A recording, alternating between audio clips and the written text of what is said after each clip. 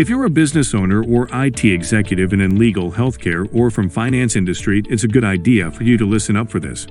If you're not a Google Workspace user or using Google Workspace and have not yet considered switching to Google Enterprise, this video is going to cover all the reasons why you might want to consider switching.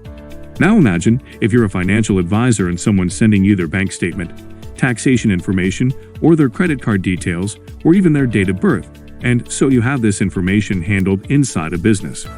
If you're a lawyer, you may have sensitive details about a particular case. Again, personal information data which conceals information that will usually only be shown in a court. And if you are in a healthcare space, well, you have got somebody's most intimate information in the healthcare records. Now, all these pieces of information needs to be stored and protected properly. So, let's start sharing some of the principles and why it's important for you to make sure that you have good privacy control on your data, and how something like Google Workspace Enterprise can actually help you. Well, number one is making sure that you have security endpoints. Now, what that mean? Imagine a staff member who is catching a bus home, and they accidentally leave their laptops or a phone or an iPad on their mode of transport, and they don't have a passcode. Then someone could actually jump straight into the work email and potentially see customers' information, and that is a clear breach of privacy principles. You need to make sure that you have actually made a solid effort to protect the information of your customer and of your consumers. Google Workspace allows you to enforce a passcode on individual devices so that no one can leave their phone without a passcode, and of course, if you got 30 or 40 staffs, it's going to be hard to run around to every single person and check whether or not they have their passcode set up on their phone. And so that's why we set a policy inside of Google Workspace, which is automatically applied the first time they sign into their work accounts. Up next is Disaster Recovery Plan. What if something goes wrong with your data inside your organization? If you have some kind of data loss event, are you prepared for that? Now, for most businesses, when they're using the cloud, they kind of just trust that it's always going to be there, and you're pretty safe to do that.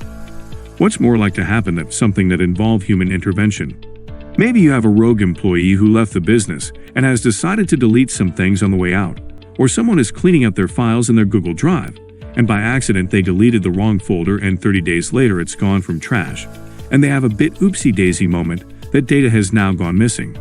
Now that can run serious problems into a business, such as legal or consulting business, or accounting or finance business, where you have to keep records of a certain amount of time.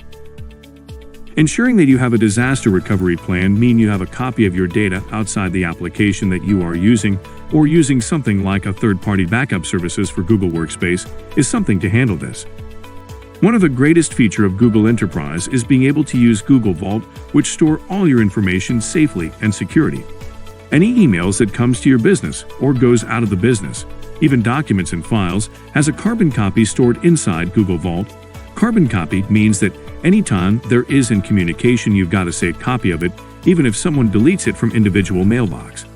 I'm going to introduce you to one of the best features of Google Workspace Enterprise account, which is data loss prevention. There will be a process where anytime one of your team members try to send critical information into an email, for example, credit card details to an ex-person internally or outside the organization, now that email will actually automatically be quarantined by security rules. It can't actually leave the business, even if your staff were to make a mistake, which means data loss prevention rules in Google Workspace allow you to make sure that no sensitive content or confidential files are being shared to the wrong people. This is done by creating a rule, specifying a detector that matches either a single word list, or a regex. Once you enable your rule, it will start scanning the content in your organization and enforces the action that you set on the object. And something more interesting is that it allows the administrator to investigate where the violation is happening, and you can also get a lot more specification of this incident violation that happens using our investigation tool. Yet that's another way of making sure that the administrators are being informed when a potential data loss event occurs in your environment. In the end of the day, ask yourself, would I have either paid extra couple of $thousands to have this taken care of, policies in place, or so you have the defensibility and are the steps we took, or are you willing to say no? You know what, we haven't just really thought about that one.